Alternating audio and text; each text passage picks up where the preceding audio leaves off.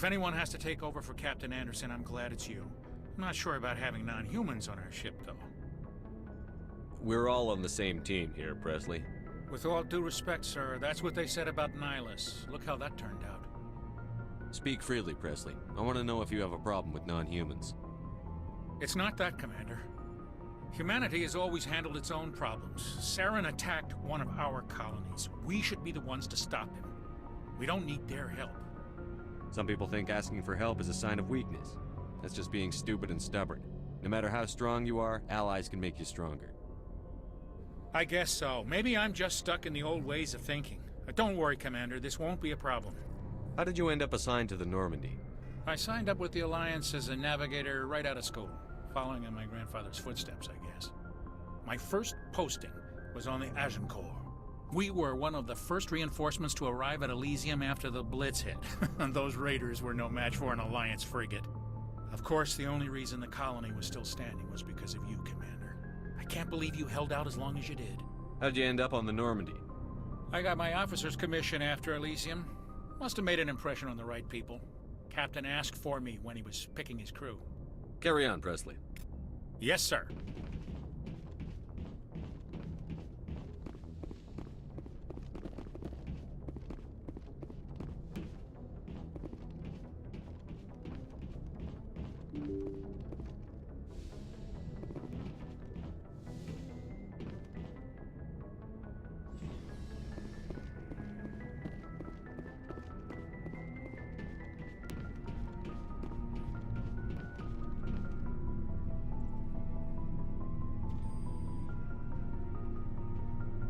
Anything you need, Commander? Just trying to get a sense of where the crew's at. Thoughts? I've wasted enough of your time for now, Commander. We'll have time for personal debriefings later. What's your opinion on the last mission? I don't see how we could have done things any better. At least not without getting to Eden Prime sooner. And we were on the scene faster than any other Alliance ship could have been. We'll talk another time, Lieutenant. Commander?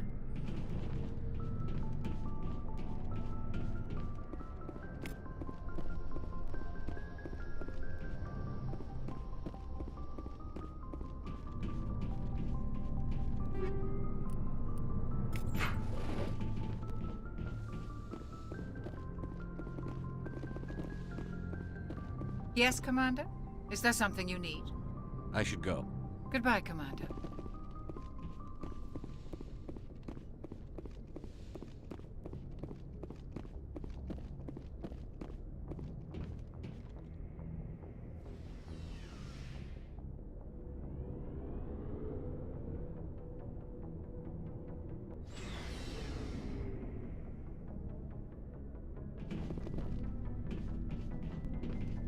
Hey, Commander.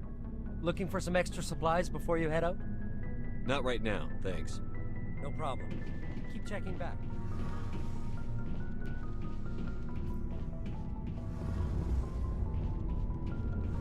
Hey, Commander, you know that Quarian, Tally? She's been spending all her time down here asking me about our engines. I'll tell her to leave you alone. What? No, she's amazing. I wish my guys were half as smart as she is. Give her a month on board and she'll know more about our engines than I do. She's got a real knack for technology, that one. I can see why you wanted her to come along. I figured she'd be a real asset to the team. You got an eye for Tally, Commander, but I'm guessing that's not why you came down here. Fill me in on the IES stealth systems. How does it work exactly? You can't hide a ship out in space. They emit too much heat and radiation. Too easy for sensors to pick them up, unless you find a way to capture those emissions. So our stealth systems trap the energy we give off in storage sinks built into the ship itself. No emissions to give away our location.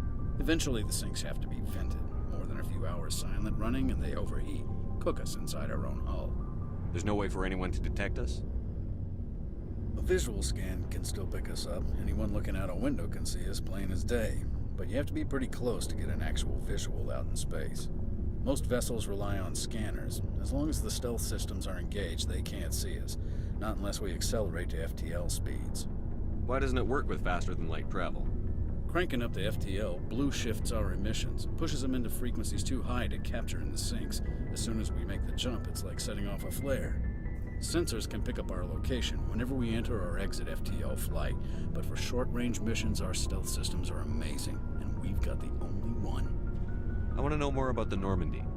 She's the best ship I've ever served on. Probably the fastest vessel ever designed. And she's the only one using the new Tantalus drive core. What's so special about the Tantalus drive core? Proportionally, it's about twice the size of any other vessel. Not only are we faster, but we can run at FTL speeds longer before we have to discharge the core. Where else have you served, Adams? If you name a class of Alliance ship, I've probably served on it. Everything from dreadnoughts and carriers right down to frigates like the Normandy. My last assignment was on the Tokyo, only a cruiser, but she was a good ship. Couldn't hold a candle to the Normandy, though. Carry on, Adams. Aye, aye, Commander. Your ship's amazing, Shepard. I've never seen a drive core like this before. I can't believe you were able to fit it into a ship this small. I'm starting to understand why you humans have been so successful. I had no idea Alliance vessels were so advanced. The Normandy's a prototype. Cutting-edge technology. A month ago, I was patching a makeshift fuel line into a converted tug ship in the flotilla. Now, I'm sitting on board one of the most advanced vessels in Citadel space. I have to thank you again for bringing me along. Traveling on a vessel like this is a dream come true for me. I had no idea you found ship technology so interesting. It comes with being a Quarian. The migrant fleet is the key to the survival of my people. Ships are our most valuable resource. But we don't have anything like this. We make do with cast-offs and second-hand equipment. We just try to keep them running for as long as we can. Some of the fleet's larger vessels date all the way back to our original flight from the Geth. I can't believe your fleet's still using ships that are 3 centuries old. They're constantly being repaired, modified, and refitted. They aren't pretty, but they work. Mostly. We've tried to make ourselves as independent as possible on the flotilla. Grow our own food, mine, and process our own fuel. But some things we just can't make on our own. A patch to maintain the hull integrity requires raw materials we just don't have. That's why our pilgrimages are so important. Tell me about your people. Our lives aren't easy. Resources are scarce, and we are constantly on the move. Everything we do must in some way contribute to the continuation of the migrant fleet. There are 17 million Quarians in the flotilla, and each of us relies on the others for survival. The bonds among my people are strong. Unfortunately, we have had to surrender many of the freedoms and civil liberties other species take for granted. What kind of freedoms? Well, it's illegal for parents to have more than one child. If our population grows too much, it would strain our resources to their breaking point. Of course, we also can't allow our numbers to become too few. If our population is in decline, the rule against single births is temporarily repealed.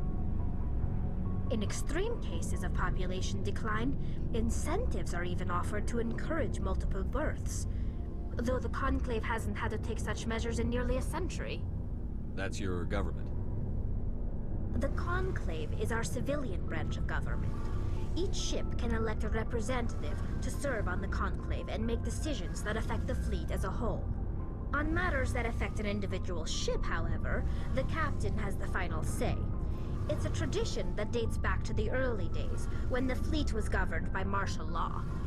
Fortunately, most captains nowadays are smart enough to have an elected council from their crew to give them advice and guidance.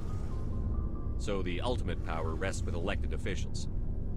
In practice, the Conclave and the respective council for each ship tend to set the rules that govern our daily lives. But in theory, we are still under military jurisdiction. The 5 top-ranking military officials in the fleet serve on the Admiralty Board. These 5 have the power to overrule any decision by the Conclave in case of emergency. To do so requires unanimous agreement among the Admiralty, and they can only do this once. After that, the entire board must resign their posts. It's a safeguard that served us well.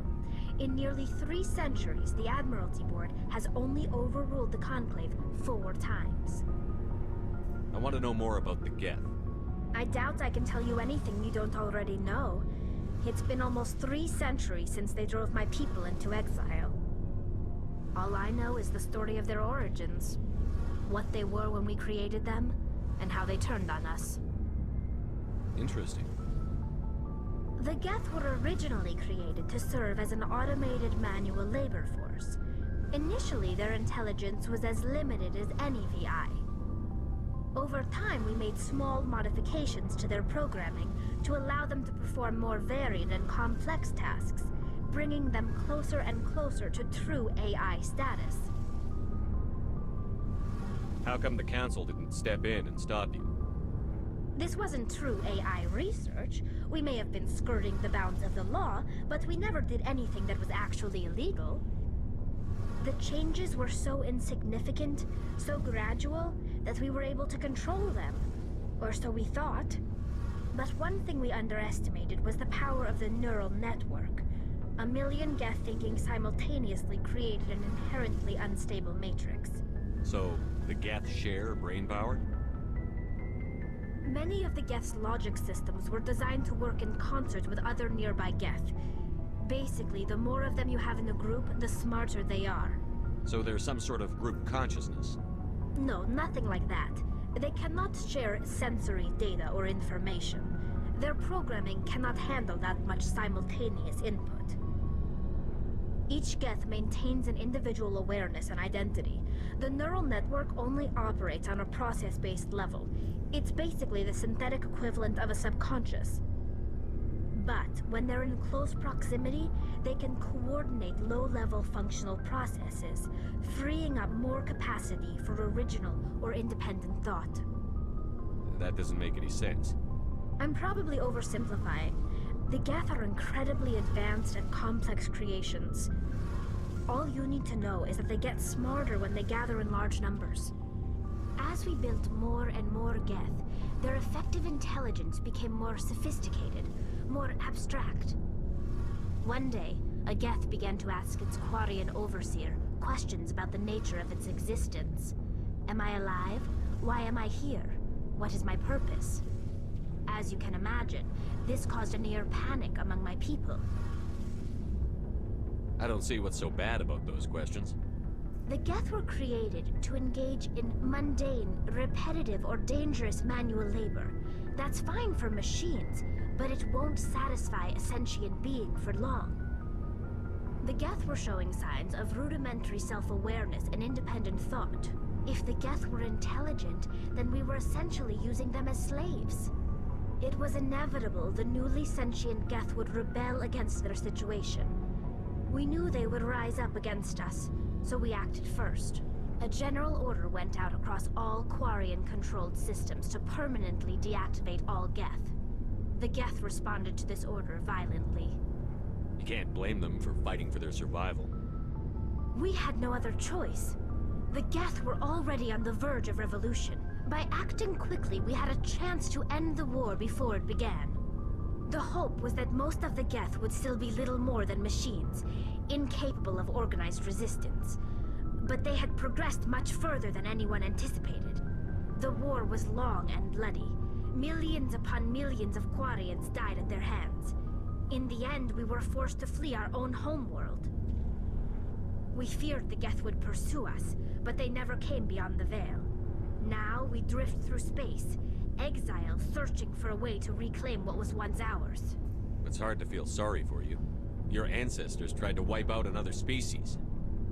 We made a mistake when we created the Geth in the first place, but we did not make a mistake when we went to war against them. If we had not acted, they would have wiped us out. They're a synthetic life form. They have no use for organics. None. Why do you think they cut themselves off from the rest of the galaxy? Why do you think they've killed every organic being who's ever tried to contact them? They didn't kill Saren. What does that tell you? The Geth are not innocent victims in all this. They're the enemy. They want to destroy us. Not just the Quarians. All organic life. That's why they've joined up with Saren. And that's why we have to stop him. I want to know more about the pilgrimage. When my people reach maturity, we leave our birth ships and seek acceptance with a new crew. It's necessary to maintain genetic diversity among the fleet.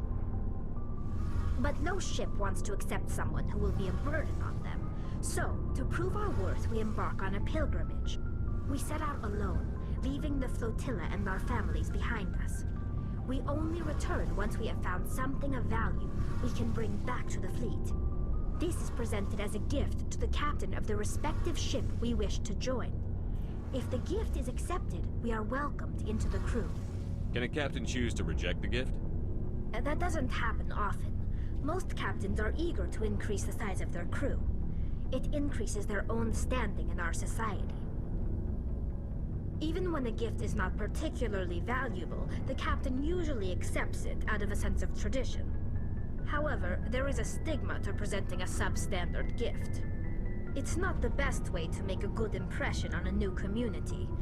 Most pilgrims don't return until they find something worthwhile. I can't believe they just send you off alone. It's not like they just cast us out.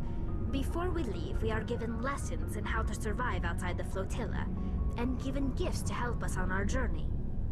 We also receive implants to fight off sickness and disease. Generations of living in an isolated and highly controlled environment have left our immune systems weaker than most. By the time we leave the fleet, we are well equipped for the pilgrimage. This is a rite of passage for all Quarians. If it were dangerous, our numbers would suffer. Virtually every pilgrimage ends with a triumphant return and the ritual presentation of the gift to one of the fleet's captains. I want to talk about something else. Like what? I should go. See you later.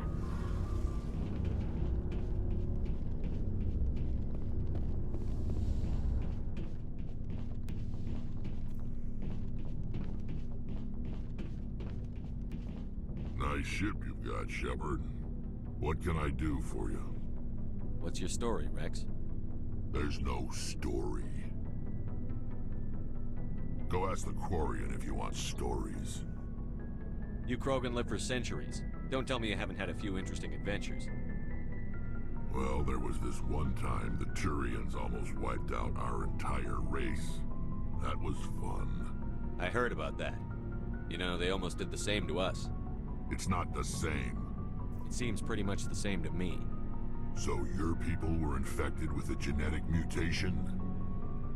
An infection that makes only a few in 1,000 children survive birth? And I suppose it's destroying your entire species? I suppose it isn't all the same.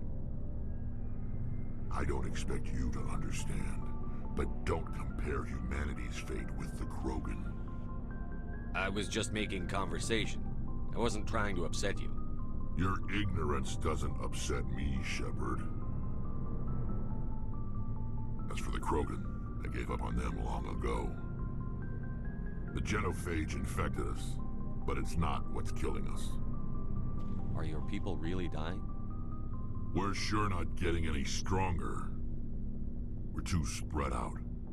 None of us are interested in staying in our own system. Lots of species have left their homes and prospered. But they go to colonize new worlds. We're not settlers. We're warriors. We want to fight. So we leave. Hire ourselves out.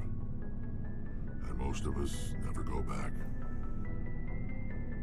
What can you tell me about the genophage? Ask the Solarians if you want details. They made it. All I know, it makes breeding nearly impossible. Thousands die in stillbirth, and most never get that far. Every Krogan is infected, every one. And no one's rushing to find a cure. Why don't the Krogan try to find a cure? When was the last time you saw a Krogan scientist? You ask a Krogan, would he rather find a cure for the genophage or fight for credits? He'll choose fighting every time. It's just who we are, Shepard. I can't change that. Nobody can. So long, Rex. Shepard. Commander? What's your opinion on the last mission? Kinda wish you'd got there sooner, Commander. No offense, I appreciate the rescue. I just wish... You wish we'd been able to save the rest of your unit? Yes, sir. If I had been more alert, we wouldn't have been cut down by an ambush. The Geth are perfect ambushers. They don't move, they don't make noise, they don't even breathe. Sir, they have flashlight heads. I'll make sure it doesn't happen again. Do you have a few minutes to talk one-on-one? I'm sorry, Commander. I need to get my duty squared away. I wouldn't mind talking more later, though. Dismissed, Chief. Sir.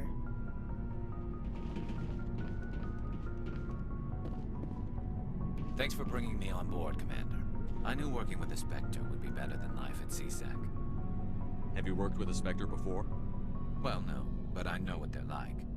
Spectres make their own rules. You're free to handle things your way. At CSEC, you're buried by rules. The damn bureaucrats are always on your back. For the most part, the rules are there for a reason. Maybe. But sometimes it feels like the rules are only there to stop me from doing my work.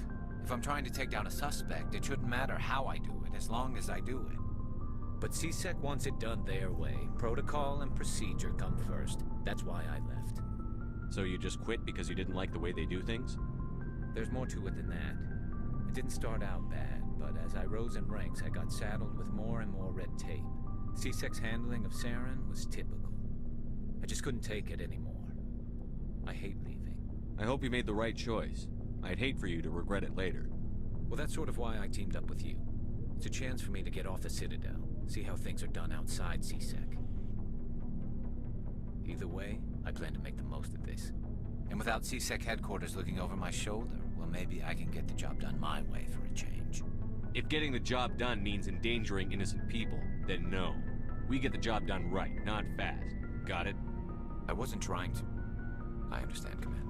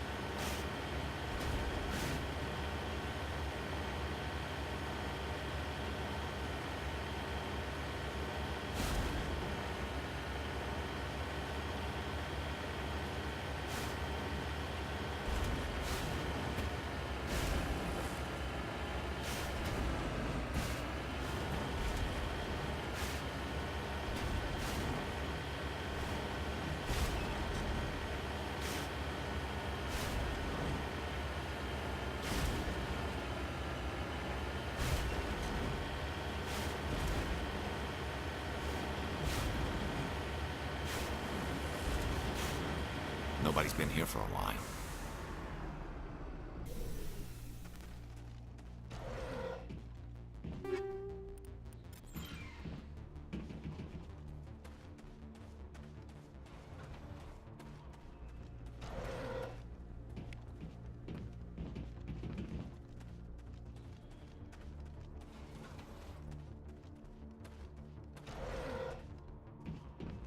According to these data logs, the survey team unearthed some kind of alien technology. We should check out the excavation site. Could be some answers there.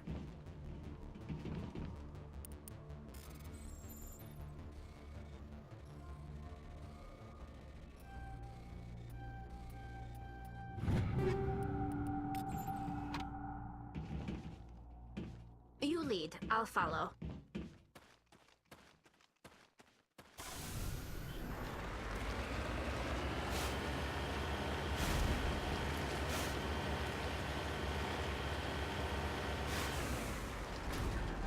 Securing point.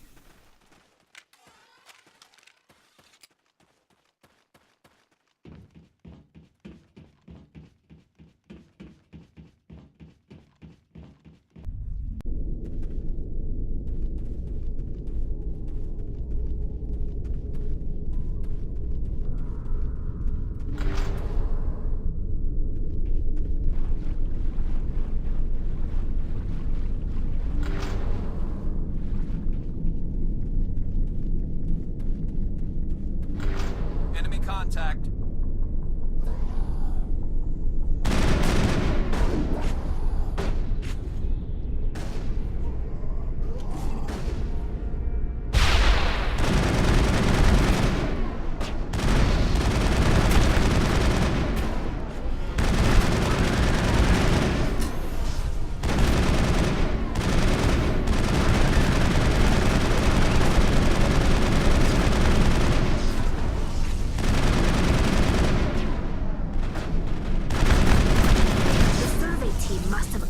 Some alien technology that turned them into mindless fanatics. Whatever they found, it's long gone now.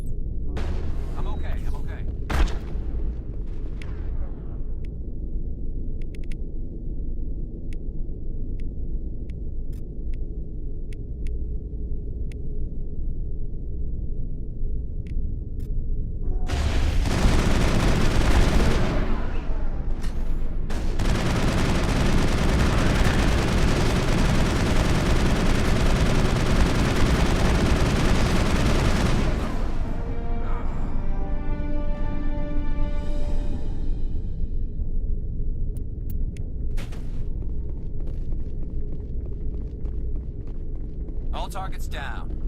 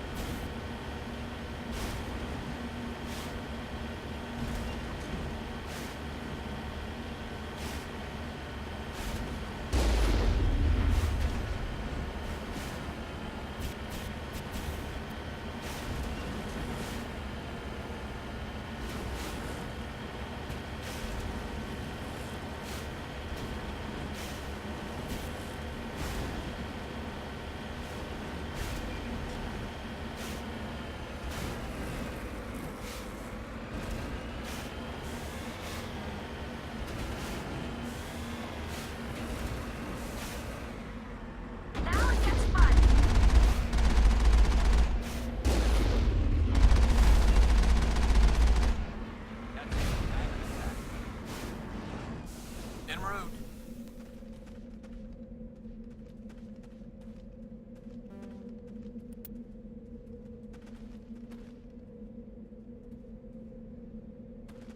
Just lead the way.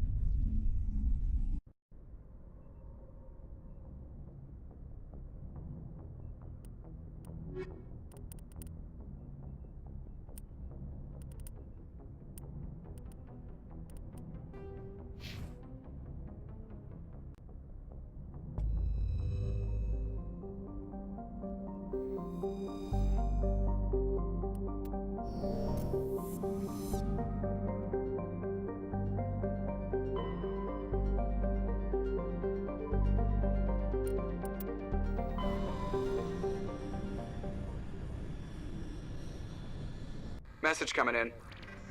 Patching it through. Commander, we've got a situation that requires your expertise. A group of fanatical biotics have kidnapped the chairman of the Parliament Subcommittee on Transhuman Studies. Their freighter sustained damage and is dead in space. Get in there and take them down.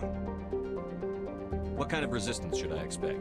The biotics were seen loading equipment into the freighter. Expect traps and combat drones. Nothing you can't handle. What are the biotics asking for? They're L2 biotics, and most of them are suffering major side effects from the implants. The subcommittee denied a request for reparations to all L2 biotics. Apparently they'd like the chairman to reconsider. What's the priority on saving the chairman? Saving him would be my preference, but we must make it clear that these tactics don't work, Commander. Your top priority is to neutralize the biotics. Understood, Admiral. I'll see what I can do. I appreciate you taking the time, Commander. I'm sending you the last known coordinates of the freighter. Good luck. Fifth Fleet out.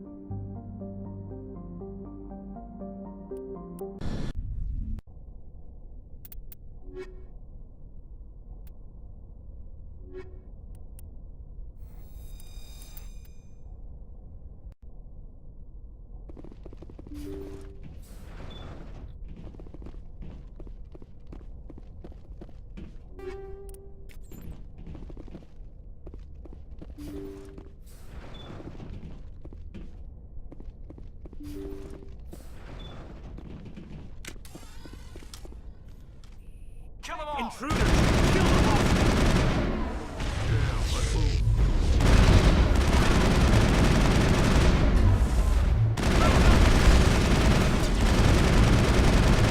I will destroy you! I will destroy you! I will destroy you! I will destroy you!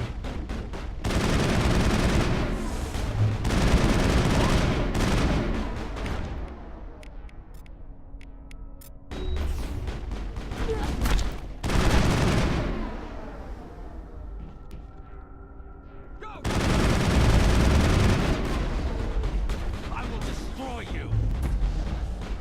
Shields down!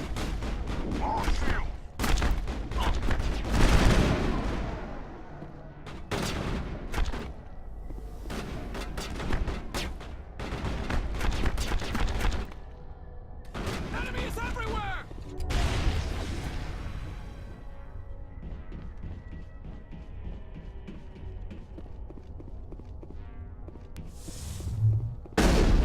I will destroy you! All targets down.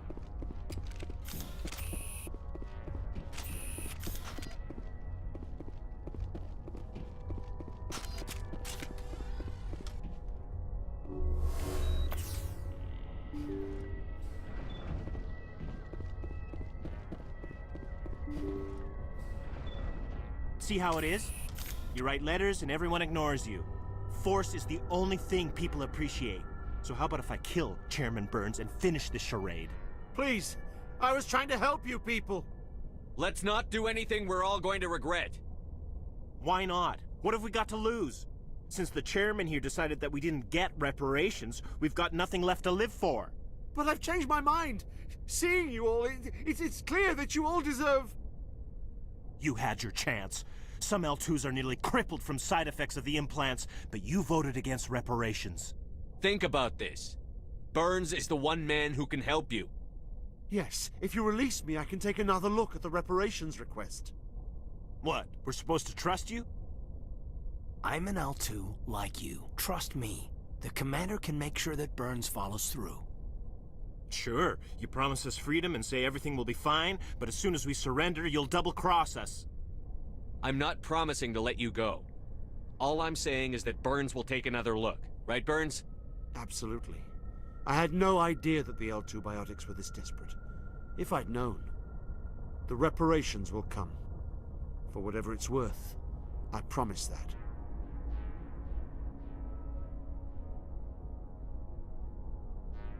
You're right.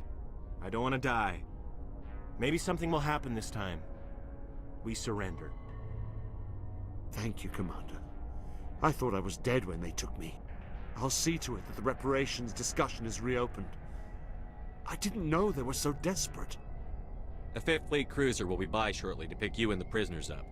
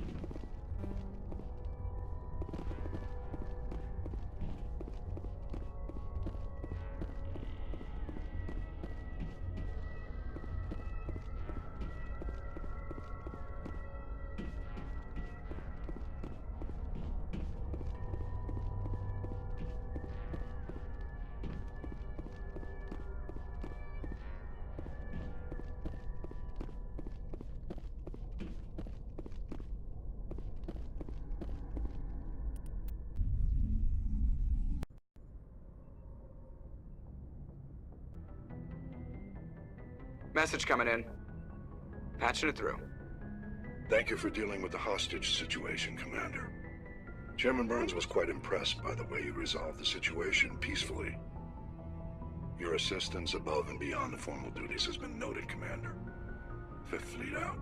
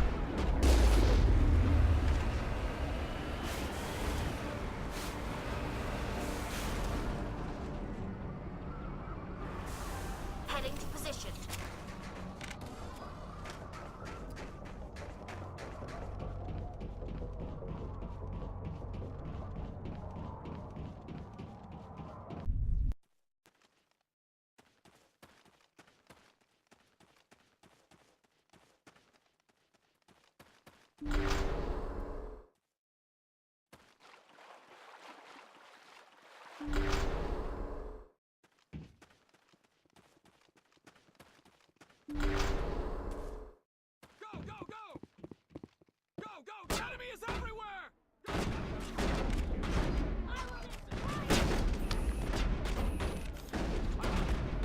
the line!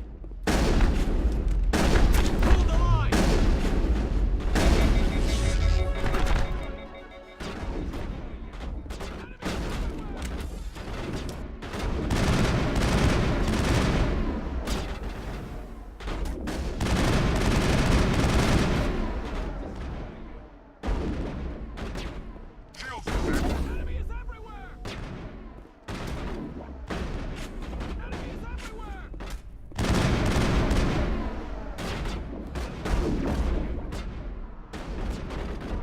I've lost shields!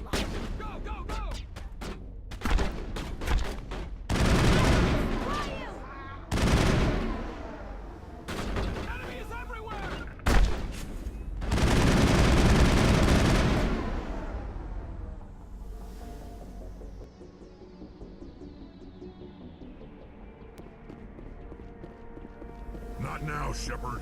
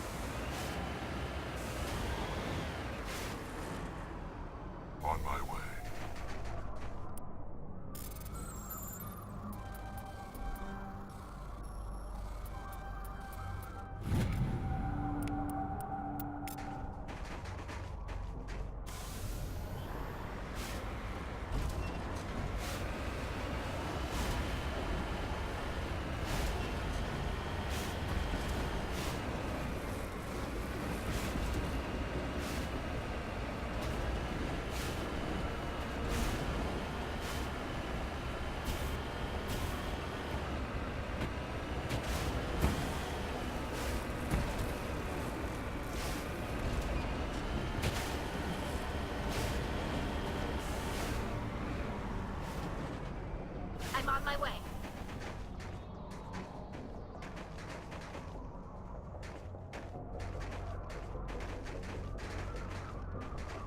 I'm right here.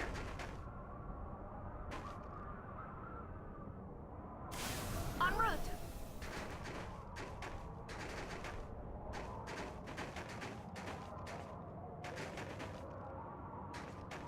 Let's get moving.